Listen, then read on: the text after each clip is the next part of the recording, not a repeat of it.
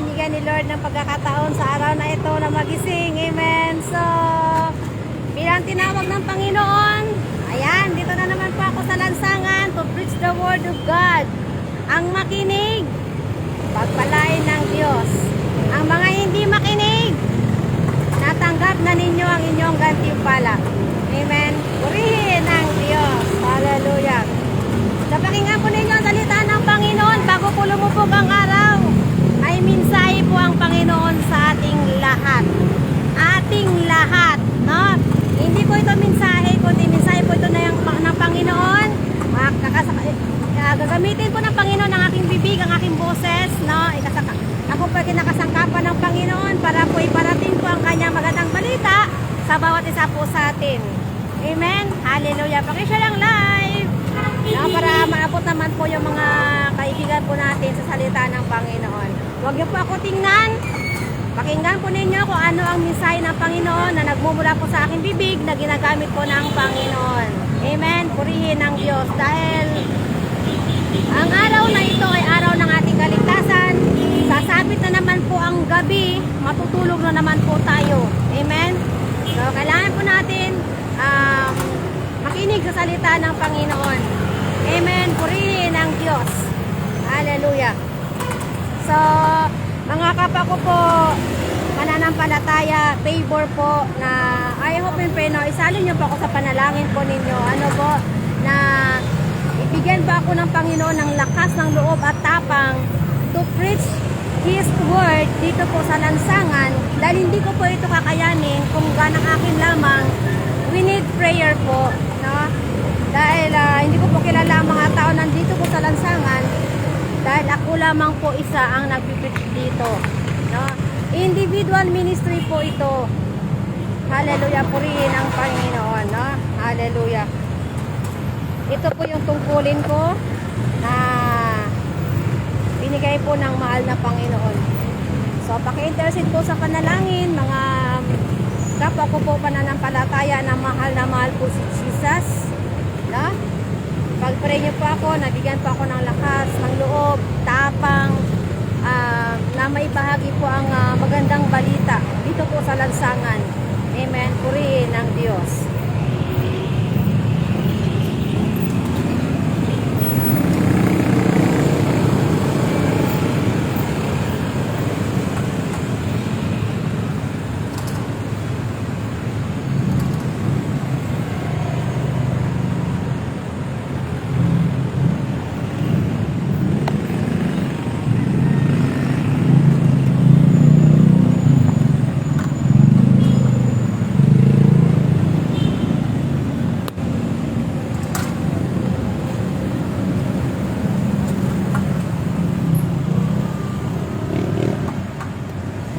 Dahil uwian na po ng mga manggagawa, ayan po, i-share po natin ang salita ng Diyos bago po mahuli ang lahat. Hallelujah.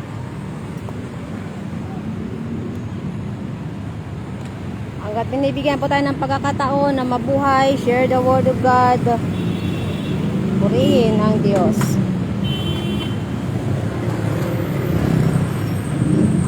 Mahalin po natin ang Panginoon, mga kaibigan, mga kapatid ko sa pananampalataya. Unahin po natin palagi si Jesus. Amen.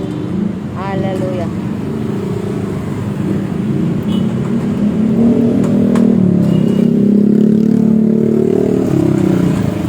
Hello. Hello, hello, hello. Hello. Ayan. Sumayin niyo ang kapayapaan at kagandang loob at habag ng Panginoong Jesus. Sumayin niyo ang kapayapaan, mga kapatid ko, sa kay Kristo at dito po sa lugar na ito. Ako po ay magbabahagi lamang po ng salita ng Panginoon. I hope and pray po, pakinggan po ninyo ito, ang salita ng Panginoon. Ako po ay kinakasangkapan lamang ng Diyos para po ibahagi ang kanyang banal na salita. So, mga kapwa ko po, tao na mahal ng Diyos, pakinggan po ninyo ang salita ng Panginoon. May mensahe po ang Panginoon sa araw na ito. Bago po lumubog ang araw, I hope and pray po na isa puso, isa buhay po ang narinig na salita ng Panginoon. Amen. Mga kapwa-tao ko na mahal ng Diyos, pakinggan po ninyo ang salita ng Panginoon. Hindi ko po ito ikinakahiya, ang magandang balita na ibahagi po sa lahat po ng mga may tainga, may mga pandinig dyan. Hindi ko po ito ikinakahiya na iparating po sa inyong tainga dahil ito po ang kapangyarihan ng Diyos na kung sino man po ang sumampalataya ay maliligtas. Amen. Binigyan po tayo ni God ng dalawang tainga para po gamitin po ito sa pandinig. Ang bunga ng pananampalataya po ay ang pakikinig sa salita ng Diyos. Amen. Purihin ang salita ng Panginoon. Ayon po sa Roma chapter 10 verse 17, ang pananampalataya ay nanggagaling sa pakikinig at ang pakikinig ay sa pamamagitan ng salita ni Kristo. Purihin ang salita ng Diyos. Sabi po sa Biblia, bigyan halaga po natin ang kaharian ng Diyos at pamumuhay ng ayon po sa kanyang kalooban at ibibigay niya po sa atin ang lahat ng ating pangangailangan. Kaya unahin po natin ang salita ng Panginoon. Magbasa po tayo ng Biblia. Yamang tayo po ay binigyan ng Diyos ng hininga. Binigyan pa po tayo ng Panginoon ng pagkakataon na mabuhay sa araw na ito. Unahin po natin na mapabilang po sa kaharian ng Diyos. Magbasa po tayo ng Biblia, mga kapwa ko po, tao na mahal ng Diyos. Unahin po natin palagi ang Panginoon bago po ang mga bagay sa sanlibutan. Sinasabihan po tayo ng Panginoon na magbasa po tayo ng Bible. Basahin po natin ang Biblia dahil ito po ang pagkain ng ating kaluluwa. Nasusulat po sa Joshua chapter 1 verse 8, huwag mong kaligtaang basahin ang aklat ng kautusan, pagbulay-bulayan mo ito araw at gabi upang matupad mo ang nakasulat dito. Inuutosan po tayo ng Panginoon na basahin po ang kanyang banal na kasulatan para po malaman po natin kung ano po ang nakasulat po dito. Ang Biblia po, mga kapatid, ito po ang pagkain ng ating kaluluwa. Ito po ang Biblia, pagkain po ng ating kaluluwa po ito. Tayo pong mga tao po, binigyan po tayo ng Diyos ng pagkain pisikal. Nakakain po tayo ng dahil po sa kanyang habag at awa. Nakakain po tayo ng 3 beses sa isang araw. Amen. Pero mas mahalaga po na pakainin po natin ang ating kaluluwa ng salita ng Diyos. Amen. Ito po ang Biblia na to, mga kaibigan. Ito po ang mapa natin papunta po sa langit. Ito po ang roadmap natin papunta po sa Panginoon. Kaya basahin po natin ang Biblia. Hanggat narito pa po ang Biblia, basahin po natin, mga kapwa ko po, tao na mahal ng Panginoon. Mahal na mahal po tayo ng Diyos. Kahit sino ka pa, mahal ka po ng Panginoon. Mahal na mahal po tayo ng Panginoon, mga brad and sis. Amen. Hallelujah. Purihin ang Diyos. Mga kapwa-tao po na mahal ng Diyos, dahil binigyan po tayo ng pagkakataon sa araw na ito, huwag po natin kalitang basahin ang banal na kasulatan. Dahil ito po ang salita ng Panginoon, pagkain po ng ating kaluluwa. Ayon po sa susulat po sa banal na kasulatan ito, sa Mateo chapter 4 verse 4, hindi lamang po nabubuhay ang tao sa tinapay o sa pisikal na pagkain, kundi po sa salita ng Diyos na napumutawi sa kanyang bibig. Kaya basahin po natin ang banal na kasulatan ito hanggat nandirito pa po. Dahil balang araw po, wala na po tayong Biblia na mababasa. Dahil ito pong Biblia na hawak ko po ay isusunogin na po ito ng mga anti-Kristo. Sa ngayon pangalan po, marami na pong bansa na ipinagbabawal na po ang pagbabasa ng Biblia. Hanggat tayo po mga Pilipino nandirito po sa bansa natin, malaya pa po tayong magbasa ng Biblia. Malaya pa po tayo magbasa ng Biblia, kaya hanggat nandirito pa po, hanggat hindi pa po naghahari ang anti-Kristo, basahin po natin ang Biblia nang malaman po natin kung ano sinasabihan po tayo ng Diyos sa Joshua chapter 1 verse 8 na basahin po ito araw at gabi. Amen. Basahin po natin ito mga kapako po, tao na mahal ng Diyos, nang hindi po tayo maligaw. Amen. Dahil ang kasulatang ito po ay kinasihan po ng Diyos at kapakipakinabang po ito sa pagtuturo ng katotohanan, sa pagsaway sa kamalian at pagtutuwid sa likom gawain at pagsasanay po para sa matuwid na pamumuhay. Amen. Nasusulat po yan sa 2 Timoteo chapter 3 verse 15. Kaya sabi po ng Biblia sa Pahayag chapter 1 verse 3, pinagpala po ang bumabasa ng aklat na ito, ang mga nakikinig sa propesiya nito at tumutupad sa mga nakasulat dito, sapagkat po ang sabi ng Biblia, malapit na po itong maganap. Actually, nagaganap na po. Tingnan po ninyo, i-research po ninyo ang ilog Euphrates ay tuyo na po. Malapat na po ang ginatuyo ng ilog Euphrates. Kaya mga kaibigan, nandirito na po tayo sa huling panahon. Nasa huling panahon na po tayo, marami na po ang nangyayari. Nangyayari na po ang kaguluhan sa iba't ibang bansa. Ang gera po walang umpay. Ang lindol, ang bagyo, nandirito na po, mabagsik po na bagyo at ang lindol po. At ang mga iba't ibang uri ng sakuna ay nagaganap na po. Kaya bago po mahuli ang lahat, basahin po natin ang banal na kasulatan. Nasusulat po sa Mateo chapter 24 verse 14, ipinapangaral po sa buong sanlibutan ng magandang balita patungkol po sa paghahari ng Diyos upang po ang lahat ng bansa ay makarinig at kung maganap na ito ay darating na po ang katapusan. Kaya po marami na pong nangangaral ang salita ng Diyos sa lansangan, sa palengke, kahit saan, sa jeep, sa sasakyan, kahit saan po ipinapangaral po ang magandang balitang ito ng Panginoon para po malaman po ng lahat ng tao na may tainga na ang salita ng Diyos ay ito po ang ating daan patungo po sa langit. Matamo po natin ang kaligtasan kung pakinggan po natin ang salita ng Diyos at ipamuhay po natin ito. Matatamo po natin ang buhay na walang hanggan kung susunod po tayo sa utos ng Panginoon. Amen. Sabi ng Biblia sa Lucas 11 verse 28, higit na pinagpala po ang mga nakikinig sa salita ng Diyos at tumutupad nito. Purihin ang salita ng Diyos. Mahal na mahal po tayo ng Panginoon. Mahal na mahal po tayo ng Diyos. Kahit sino ka pa po, mahal ka ng Panginoon.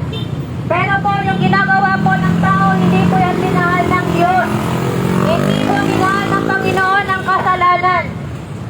Mahal na mahal po tayo ng Panginoon.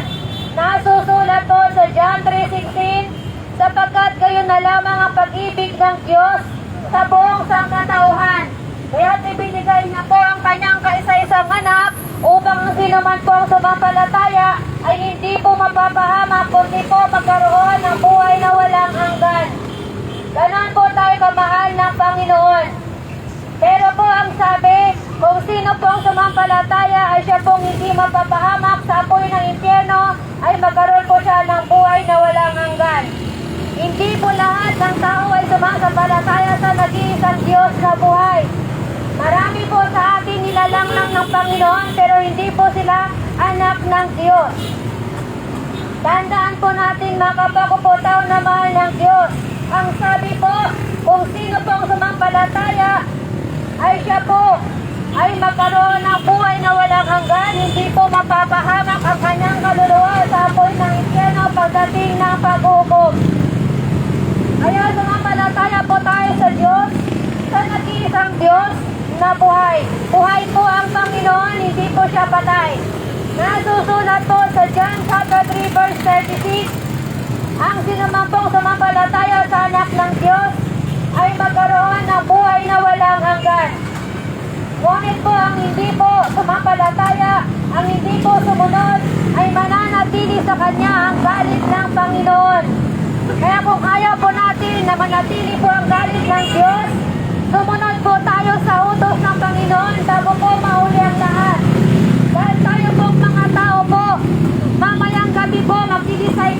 po tayo na matulog.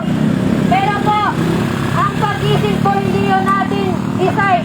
Kundi po, decide po yun ng Panginoon kung gigisingin ka pa kanya o hindi. Kaya sabi po sa 2 Corinthians chapter 6 verse 2, today is our salvation. We cannot promise tomorrow kung may habag pa ba ang Panginoon o wala na. Dahil sa bawat pitik na orasan, nakapagpupunta naman ng Diyos, makinig ang may pandinig. Ang sabi nga po, sa bawat pitik na orasan, marami pong namamatay. Hindi po natin hawak ang buhay po natin. Kaya sabi po ng Panginoong Jesucristo sa John 15 verse 5, wala kayong magagawa kung kayo hiwalay sa akin. Kaya mga kapag po tao na mahal ng Diyos, magkaroon po tayo ng relasyon sa ating Panginoong Jesucristo na siya po ang Diyos, siya po ang anak ng Diyos, siya po ang Diyos, siya po ang salita na nagkatawang tao. Wala na pong ibang Diyos kundi po sa Jesucristo. Pumanaog na po ang Diyos para po tayo po ay maligtas sa kasalanan. Tayo po mga tao po, lahat ng tao, bata, matanda, lahat po ng nilalang ng Panginoon na tao ay makasalanan. Nakagawa po tayo ng kasalanan sa Panginoon. Ayon po sa Roma chapter 3 verse 10, lahat po ay nagkasala, walang matuwid, wala kahit isa. Lahat po tayo ay nagkasala sa Panginoon. Sabi nga po sa Roma chapter 3 verse 23, ang lahat ay nagkasala, walang nakaabot sa kaluwalhatian ng Diyos. Amen. Lahat po tayo nagkasala sa Panginoon. Kaya ang sabi po ng Biblia, sa Gawa chapter 3 verse 19, magsisi kayo at magbalik loob sa Diyos upang patawarin ang inyong mga kasalanan.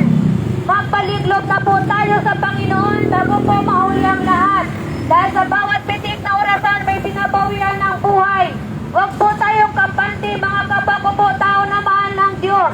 Huwag po tayo kampante. Anytime po, pwede po tayo matumba, pwede madisgrasya, pwede mauntog, pwede madulas.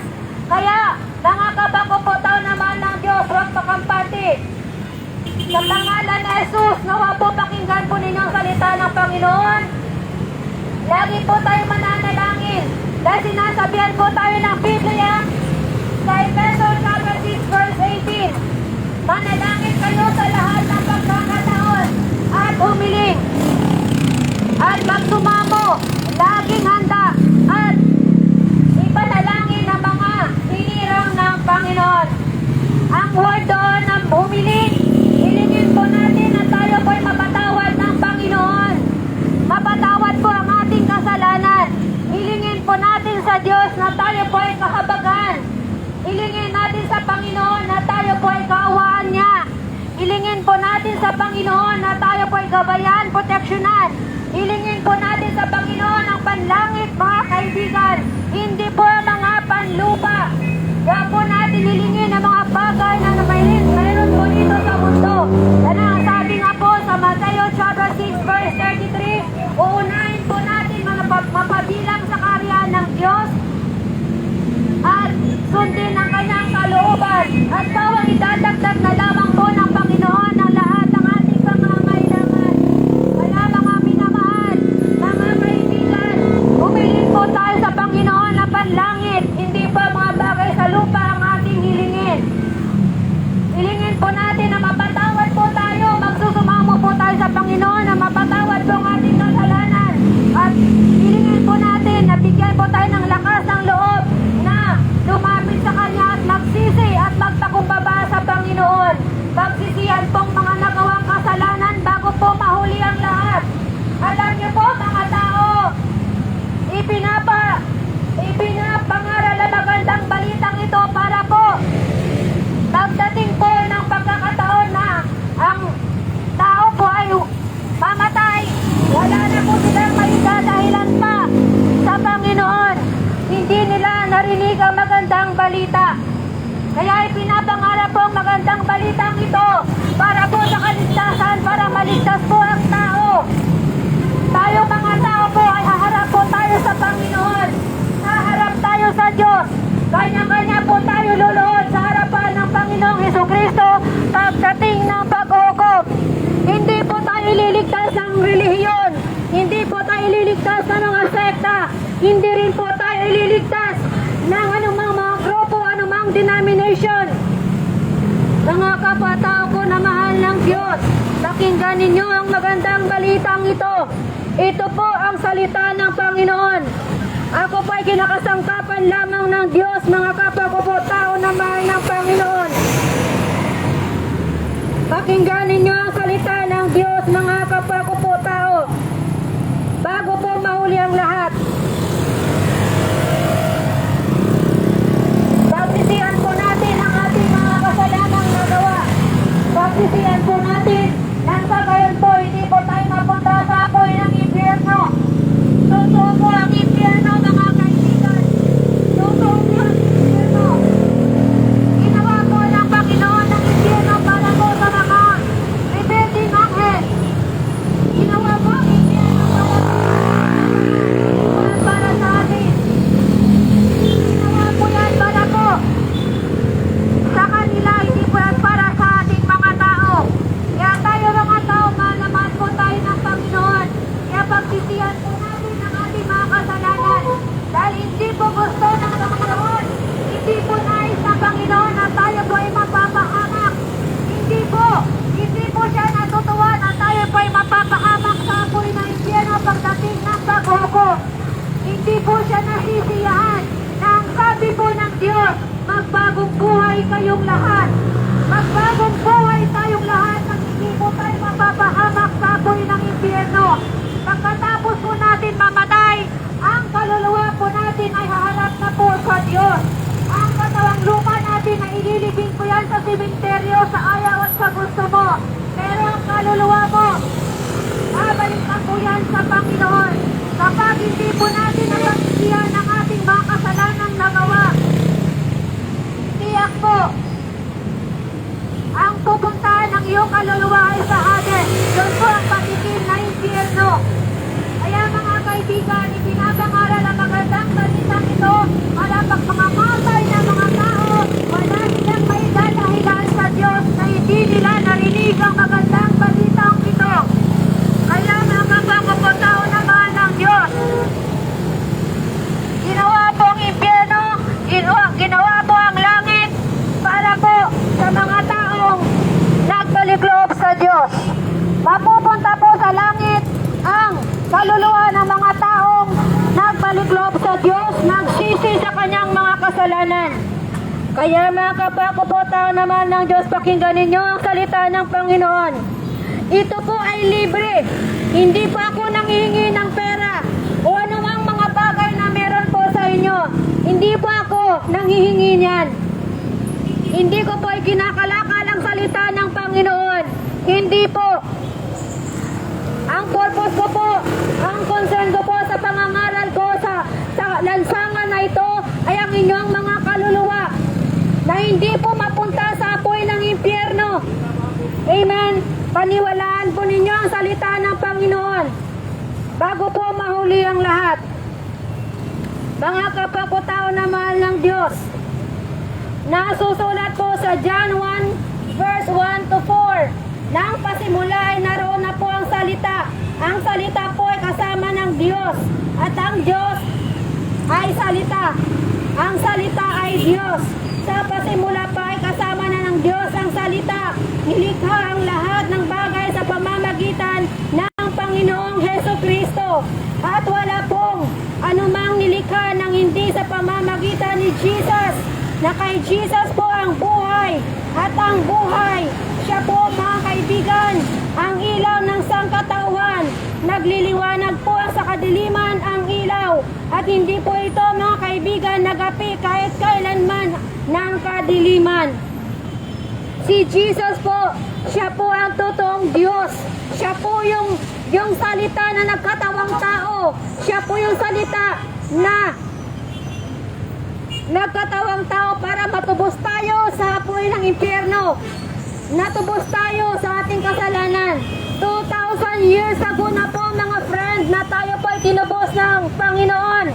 Kaya wag po tayong magkapanti po. Wag. Dahil po nandirito po si Satanas para mangwasak, manira at pumatay. Ayon po yan sa John 10 verse 10. Kaya sometimes po, nadidisgrasya, nawala sa oras dahil hindi nananalangin bago umalis. Kapag hindi po tayo nananalangin, malapit po ang disgrasya po sa atin.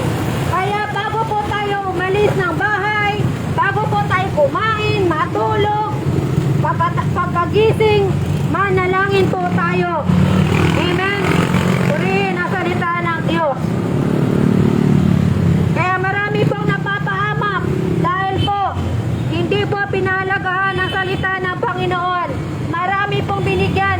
Halos lahat po tayo binigyan ng tainga para po makakarinig. Halos lahat po tayo mga tao ay may tainga. Ngunit kapag dating na po sa salita ng Panginoon, marami po ang mga bingi. Bingi po sila sa salita ng Panginoon. Sa pangalan ni Jesus, nawa po bigyan niyo po ito ng pansin. Pakinggan ang salita ng Panginoon. Nasusulat po sa John chapter 1 verse 14. Naging tao po ang salita at naninirahan po sa piling po natin. Kailan po, mga kapakupota na mahal ng Diyos, wala pa pong nakakita sa Panginoon. Ngunit ang natatanging Diyos na pinakamamahal ng Ama, ang nagpakilala sa Ama, yan po ay si Jesus Christ. Wala na pong ibang Diyos kundi po si Jesus. Mga kapatao ko na mahal ng Diyos, pakinggan ninyo ang salita ng Panginoon nang hindi po kayo maililigaw ng relihiyon. Nasusulat po, John 4 verse 24, ang Diyos ay Espiritu at ang sumasamba sa Kanya ay dapat siyang sambahin sa Espiritu at katotohanan. Ang Diyos po ay Espiritu, hindi po ribulto. Kaya wag po nating ihambing ang Panginoon sa mga gawa ng kamay ng tao. Hindi po natin siya ihambing doon dahil ang Diyos ay Espiritu. Dapat po sambahin natin siya sa Espiritu at katotohanan. Parumal-dumal po mga kapakupota na mahal ng Diyos, ang sumamba po sa mga gawa ng kamay ng tao. Pinalalahanan po tayo ng Panginoon, parumal-dumal po ang sumamba sa mga gawa ng kamay ng tao. Amen. Kaya iwasan na po natin yan. Basahin po natin ang Biblia para hindi po tayo mailigaw ng mga relihiyon. Amen. Mga kapakupota na mahal ng Diyos, hindi tayo liligtas ng relihiyon.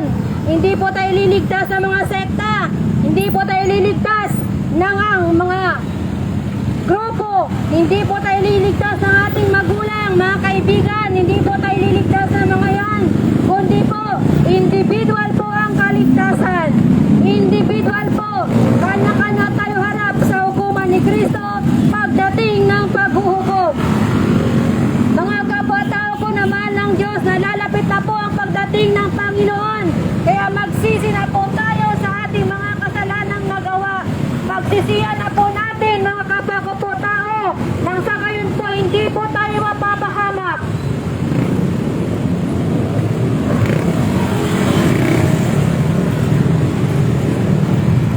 Pagsisiyan po natin nang hindi po tayo mapapahamak nang dahil po sa ating kasalanan.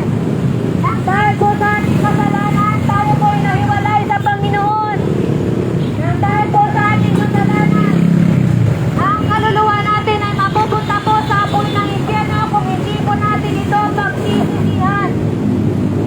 Ang kapakupotao na mahal ng Diyos, magsisi po tayo sa ating mga kasalanan bago po mahuli ang lahat. Hindi natin hawak ang buhay natin. Hindi po natin hawak ito. Dahil sa bawat bitik na orasan, ipo po ang namamatay sa buong mundo. Mga kapatao ko naman ng Diyos, pakinggan po ninyo ang salita ng Panginoon. Bago po lumubog ang araw, nasusulat, Mangalan chapter 12 verse 1. Bago po lumubog ang araw, alalahanin mo po ang Panginoon. Ang iyong lumikha, alalahanin mo bago lumubog ang araw. Alalahanin mo ang Panginoon bago po mga bungi ang iyong mga ngipin. Bago pa po bumuti ang iyong buhok, alalahanin mo ang Diyos. sabi ng Panginoon sa mga ngaral, chapter 12, verse 3, na ang sabi nga po, alalahanin mo ang Diyos. Bago pa po, hindi ka na po makahakbang. Hindi ka na makalakad. Alalahanin mo ang Panginoon. Darating na po tayo sa punto na ganon, na tayo po ay tumanda na. Tatanda po tayo kung lulubin ng Panginoon. Kaya sabi ng Diyos, alalahanin mo ang iyong lumikha bago lumubog ang araw. Amen. Mga kapwa ko po, tao ng mahal ng Diyos, ang sabi po sa mga ngaral 12 verse 13, isa lang ang aking masasabi, matakot ka sa Diyos. Yan po ang buong katungkulan natin sa Panginoon. Magkaroon po tayo ng takot sa Diyos. Amen. Alam niyo po, sabi po sa mga ngaral, chapter 12 verse 14, na nang sabi po, anuman po ang ating gawin, hayag man yan o lihim, ay pagsusulit po natin yan sa Panginoon. Kaya mga kapakutao naman ang Diyos, wala po tayo itatago sa Panginoon. Lahat po yan hayag. Hayag po yan. Wala tayo itatago sa Panginoon. Kaya, bago mauli ang lahat, magsisi na po tayo sa ating mga kasalanan dahil malapit na po darating ang Panginoong Jesucristo. Darating po si Jesus sa ayaw at sa gusto mo. Darating po si Jesus, mga kapakutao naman ng Diyos.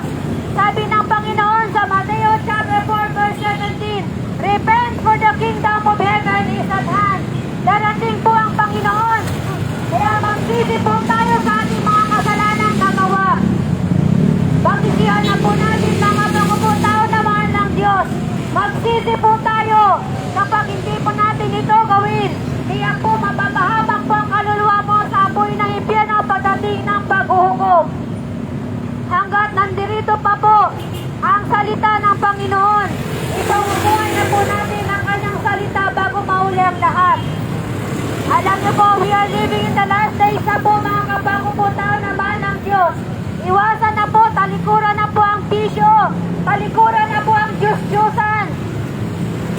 Wala po yung magandang itutulot sa kaluluwa mo, kundi po ang kapahamakan lamang po. Tigilan na po ang paninigarilyo, tigilan na po ang paglalasing, tigilan na po ang pangangalunga, tigilan na po ang mga pakikiapid, tigilan na po ang pakikipagtalit sa kapwa babae o kapwa lalaki. Sabi ng Biblia sa unang Corinto chapter 6 verse 9 to 10, tigilan na po ang pagsamba sa mga Diyos-Diyosan, tigilan po ang panlalait ng kapwa, tigilan po ang pagsisinungaling, ang pagnanakaw, tigilan po. Mga kapakutao naman ng Diyos, binibigyan tayo ng reminders ng Panginoon na tigilan po ang mga karumal-dumal na mga kasalanan. Kung nais natin po ng buhay na walang hanggan, sundin po natin ang kalooban ng Panginoon. Amen. Sabi ng Diyos, wala tayong magagawa kung tayo po hiwalay sa Kanya. Ang buhay natin sa mundong ito ay para lamang pong damo na natutuyo, matulad lang po ng bulaklak sa parang na nalalanta. Nasusulat po yan sa Isaiah chapter 40 verse 6 to 8. Ngunit ang salita ng Diyos mananatili magpakailanman. Mga kapatao ko naman ng Diyos, mapaparaman ang lahat ng bagay sa mundo, mananatili pa rin ang salita ng Panginoon. Magunaw man ang mundo, mananatili pa rin ang salita ng Panginoon. Mamatay man tayong lahat, mananatili pa rin ang salita ng Panginoon, mga kaibigan. Kaya bago mauli ang lahat, magsisi po tayo sa ating mga kasalanan. Kapag hindi po tayo magsisi, iyak po, impyerno po ang kantungan ng iyong kaluluwa. Sa impyerno po, may mga uod po doon. May mga uod doon na hindi po namamatay. Mangangalit po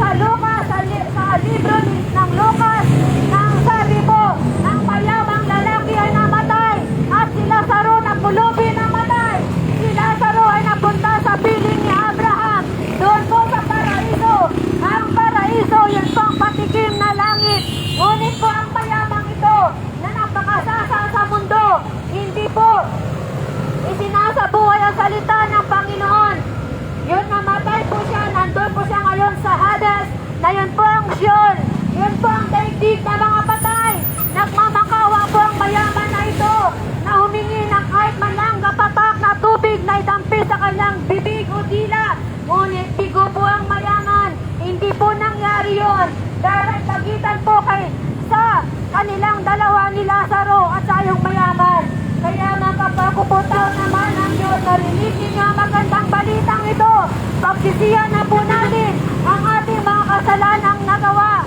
Mamuhay na po tayo ng ayon po sa kalooban ng Panginoon. Mamuhay na po tayo. Talikuran na po ang mga bisyo, ang Diyos-Diyusan. Talikuran na po yan. Mamuhay na po tayo ng ayon sa kalooban ng Panginoon. Nang sa gayon po, hindi po tayo patatahatak sa apoy ng impyerno. Mga kapagpuputaw naman ng Diyos. Mahal na mahal po tayo ng Panginoon. Pinako po si Jesus nang dahil po sa ating kasalanan.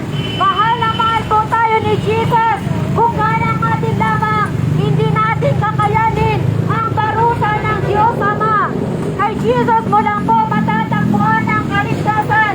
Dahil walang ibang pangalan sa silong ng langit na ipinakaloob ng Diyos Ama para po tayo po ay matubos. Gawa chapter 4 verse 12. Mga kapakutao na mahal ng Diyos, walang ibang daan kundi po si Jesus Christ lamang po. Nasusulat po sa John 14 verse 6. Si Jesus ang daan ng katotohanan at ang buhay. Walang makakapunta sa Ama, kumabaroon sa Ama kundi sa pamamagitan ng Panginoong Jesucristo. Wala pong ibang daan kundi po si Jesus. Hindi po ang relihiyon ang daan.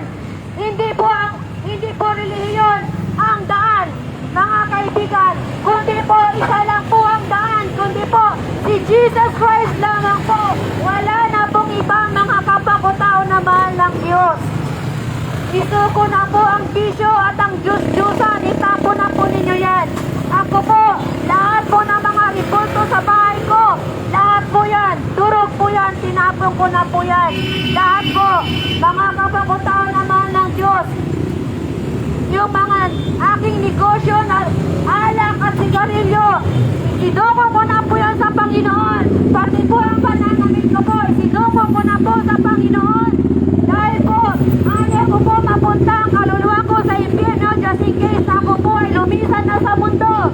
Mga kapagpuputao na mahal ng Diyos, work out your own salvation. Individual po ang kaligtasan. Individual po.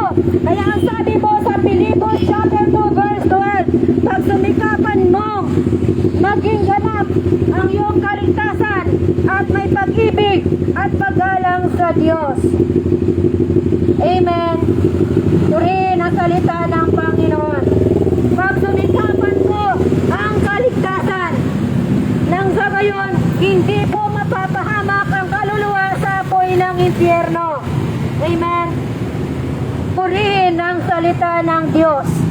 Pasalamat po tayo. Mayroon pong kinakasangkapan ng Panginoon para po marinig ng buong mundo ang magandang balitang ito.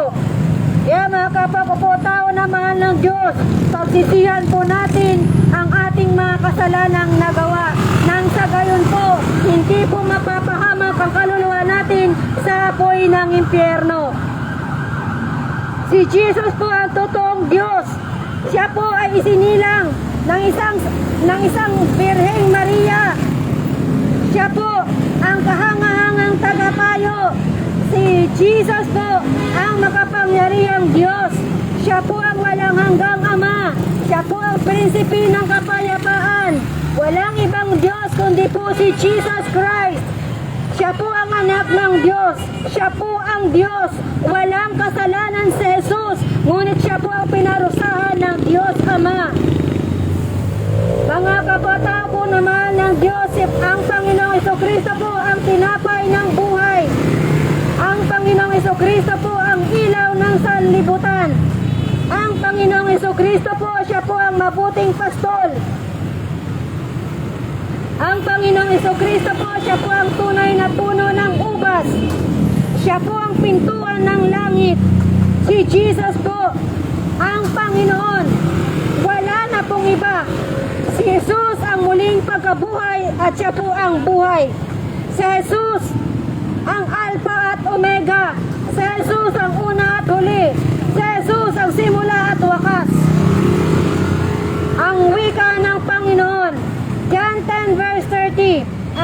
ang Ama ay iisa.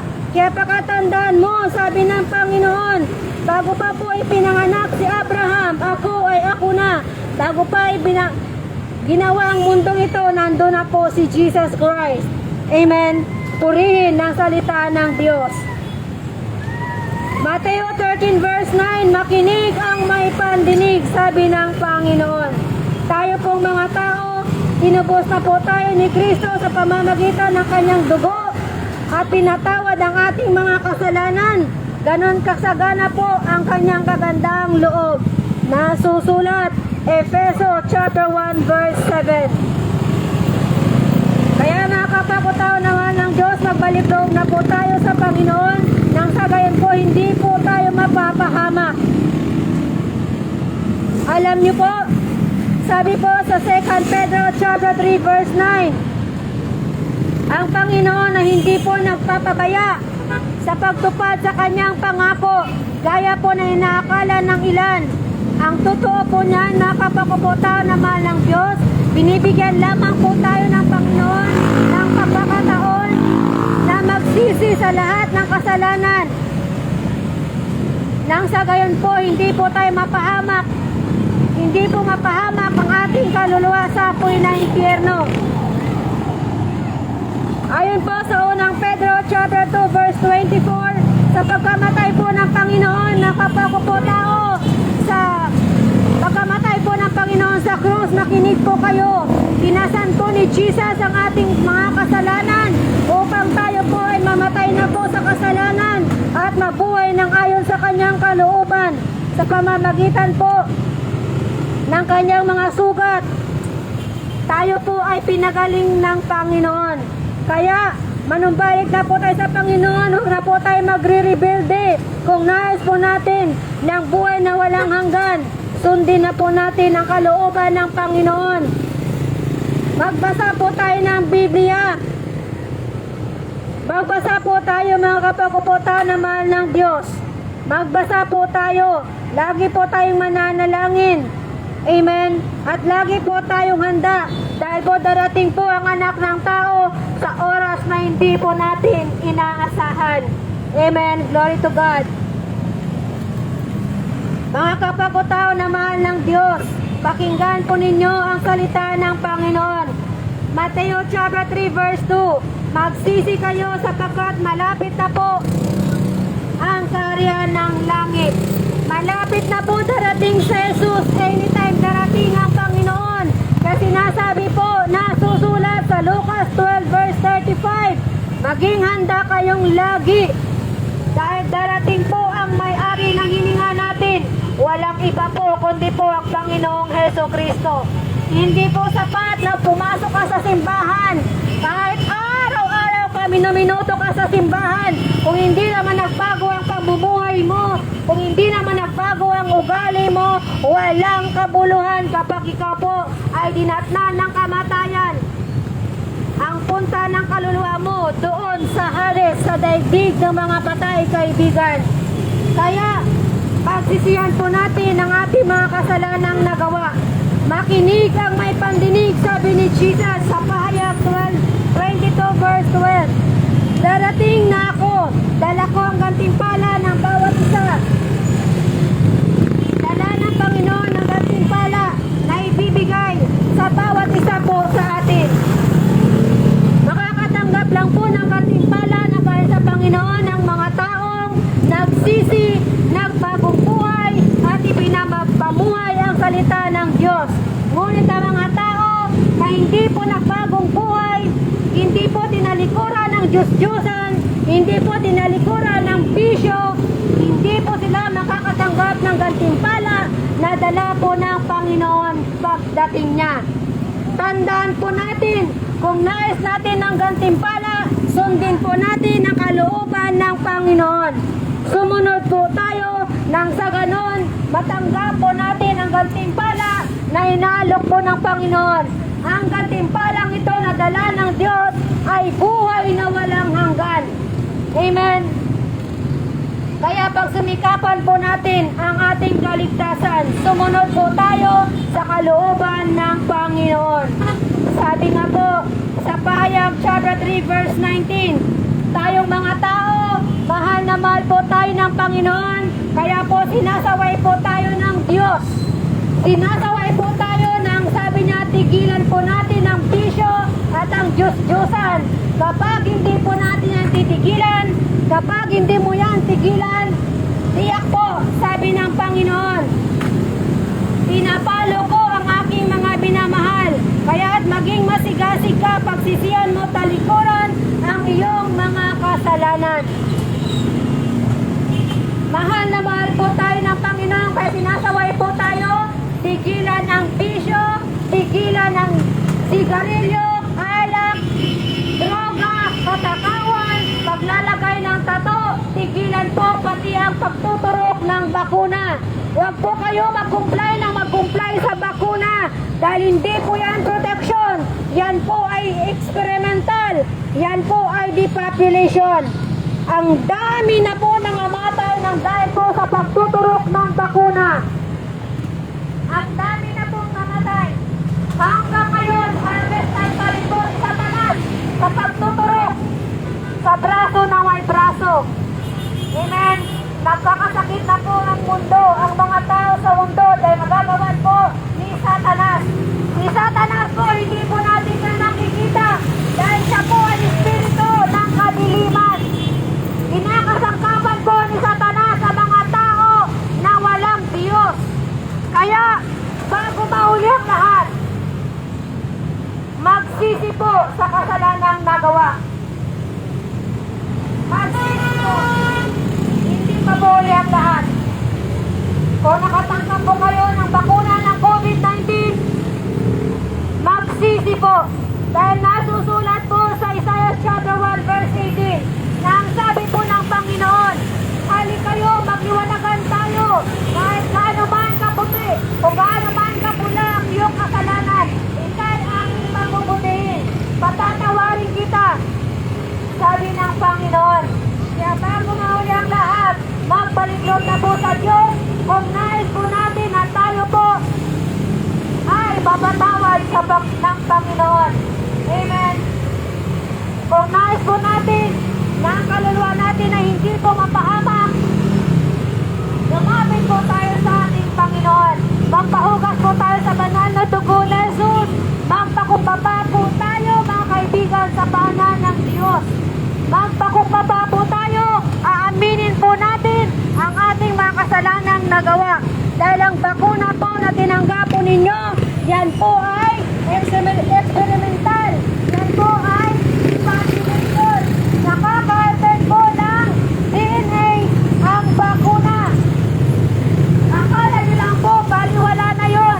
Dahil nakalipas na po ang ilang taon, hindi po. Nandiyan na po, nananabay tayo sa inyong katawan ang sangkap ng bakunang ito. Amen. Kaya marami pong namamatay. Marami po ang epilepsy. Marami po nagkaroon ng myocarditis, mga cancer. Ngayon na po, number 1 na po ang sakit na cancer dahil po yan sa pagtuturok ng dyablo. Wala tayong kaalam-alam. Nalinlang na pala ang lahat ng tao. Halos lahat ng tao tumanggap ng bakuna. Kaya ngayon pa lang nalaman na po ninyo, huwag na po kayo ulit mag-comply. Lahat ng mga bakunado people na mayroon pong RNA ang inyong tinanggap, kayo po ay nabublutot na po sa cellphone. May number na po ang katawan ng tao na tumanggap ng mRNA vaccine. Kaya, mga kapakutaw naman ng Diyos, hanggang hindi pa po full yung signal ninyo sa cellphone, cry out to the Lord. Umiyak sa Panginoon, magpakumbaba, lumuhod, prayer and fasting, tangkapin si Jesus, magsisi, magbasa ng Biblia, bago mahuli ang lahat. Dahil tuso po ang dyablo, kaibigan. Balang araw po, ang mga tao, sige na lang turok ng turok. Nagiging sumpi na po ang mga tao ito. Sila na po ay kalibin na po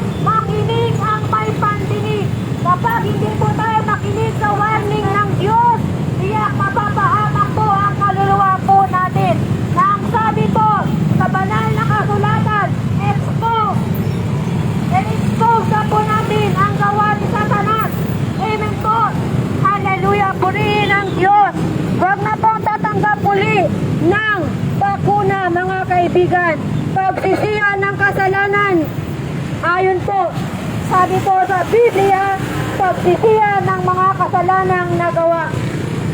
Dahil tayo po ay mahal na mahal ng Panginoon. Ayaw niya po na tayo po ay mapunta sa apoy ng impyerno pagdating ng pag-uhukom. Amen. Purihin ang salita ng Diyos. Sabi nga po sa Roma chapter 12 verse 2, huwag po tayo makiayon sa takbo ng mundong ito. Magbago po tayo ng isip. Amen. Magbago po tayo ng isip, sabi ng Panginoon. Sabi ni Lord sa John 14 verse 15, kung iniibig ninyo ako, tutuparin ninyo ang aking mga utos. Kung mahal niyo po sa Jesucristo, susundin niyo po ang kalooban ng Panginoon nang sa gayon, hindi po mapapahamak ang kaluluwa sa apoy ng impyerno. Amen. Purihin ang salita ng Diyos. Lagi po tayong handa magpakumbaba sa Panginoon. Kapag tayo po ay nagpakumbaba na sa Diyos, tayo po ay itataas ng Panginoon. Amen. Purihin ang salita ng Diyos. Pagsisihan po natin ang ating mga kasalanang nagawa. Nang sa gayon, hindi po tayo mapapahamak sa apoy ng impyerno. Repent, for the kingdom of heaven is at hand. Sabi nga po sa nasusulat po sa banal na kasulatan sa unang Juan chapter 1 verse 9, kung ipapahayag mo ng iyong labi, mga kapwa ko po tao na mahal ng Diyos, kung ipapahayag mo ang iyong kasalanan, patatawarin ka ng Diyos sa mga ito. Lilinisin ka sa lahat ng mga kasalanan mo, sapagkat ang Panginoon po ay tapat at matuwid. Kaya kung ipahayag po natin ang ating kasalanan, mapapatawad po tayo ng Panginoon. Amen. Kailangan po ipahayag po natin dahil binigyan po tayo ng bibig. Binigyan po tayo ng bibig ng Diyos para po i-confess ang kasalanan. I-confess ang kasalanan. Sabihin sa Panginoon. Kaya manalangin ka sa loob ng iyong kwarto, sa iyong silid, doon mo kausapin ang Panginoon. Pag sumamo ka sa Kanya, umiyak ka, lumuhod ka, nang mapatawad ang iyong kasalanan, nang hindi po mapapahamak ang kaluluwa. Nasusulat po sa Roma 10 verse 9, kung ipahayag ng iyong bibig na si Jesus ay Panginoon at buong puso kang sasampalataya na siya'y muling binuhay ng Diyos, maliligtas ka, kaibigan. Kaya kailangan po natin na tayo po sumampalataya sa nag-iisang Diyos. Walang iba po, si Jesus Christ lamang. Sinabi po sa Marcos 16 verse 16, ang sinumang sumampalataya at bautismuhan ay maliligtas. Ngunit ang ayaw sumampalataya ay parurusahan, mga kaibigan. Kaya mga kaibigan, pagsisihan po ang kasalanan. Sabi nga po dito sa Gawa chapter 2 verse 38, sumagot po si Pedro, pagsisihan ninyo talikuran ng inyong mga kasalanan at magpabautismo kayo sa pangalan ni Jesucristo upang kayo'y patawarin at tatanggapin ninyo ang kaloob ng Espiritu Santo. Kaya mga kaibigan, tanggapin po natin si Jesus na ating Panginoon at tagapagligtas. Magpabautismo po tayo sa pangalan ni Jesus. Repent, for the kingdom of heaven is at hand. Accept Jesus, your God and personal Savior. Kapag hindi po natin ito pagsisihan, kung hindi po natin ito gagawin, tiyak po mapapahamak po ang inyong kaluluwa sa apoy ng impyerno. Dahil sabi nga po sa Mateo 13 verse 50, iahagis po ang masasama sa mga sa lumalagat-lat na apoy. Doon po ay mananangis sila at mangangalit po ang kanilang mga ngipin. Kung ayaw natin yun, kung ayaw natin gawin yun, naihagis tayo ng Panginoon, magbalik loob na po sa Diyos bago po mahuli ang lahat. Amen. Bago mahuli ang lahat, magbalik loob na po sa Panginoon dahil mahal na mahal ka ni Jesus, mahal na mahal ka ng Panginoon. Mahalin mo ang Diyos dahil wala na pong magmamahal sa iyo pag ikay nawalan ng hininga. Walang magmamahal sa iyo sa impyerno. Lahat ng mga tao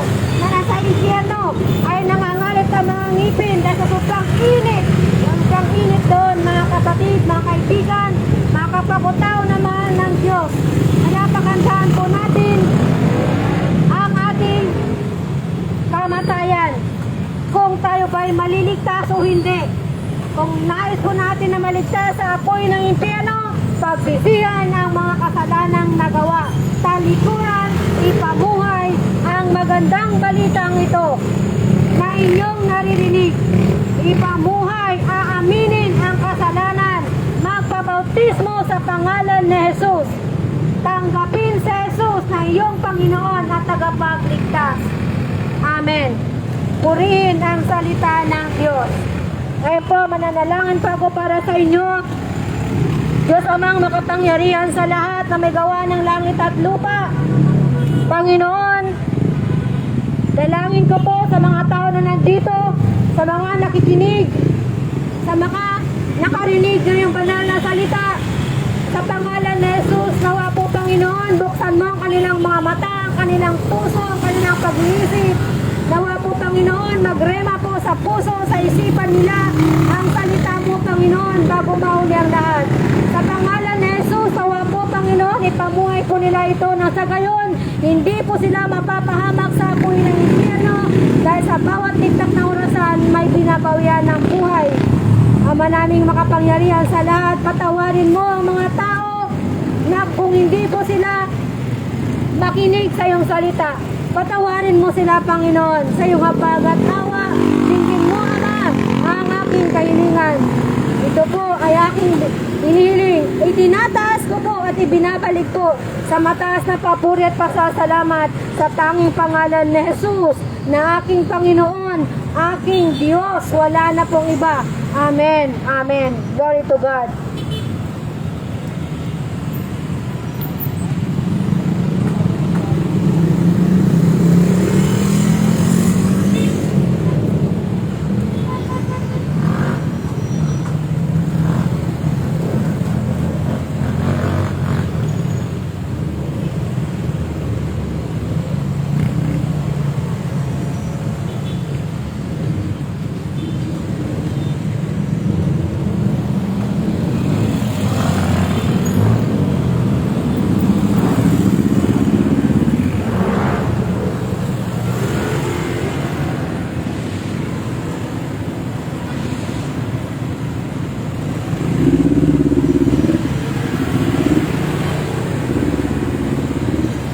Maraming salamat po sa inyong pakikinig sa salita ng Panginoon. Uwi na po ako. Para nang uulan. Madilim na. Paano ulap?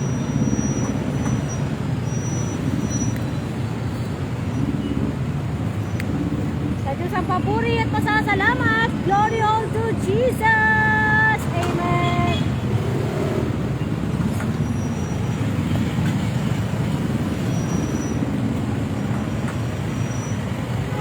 Okay po, maraming salamat po sa inyong panalangin sa araw na ito. Thank you. Purihin ang Diyos. God bless you po. God bless us all. In Jesus' name, amen.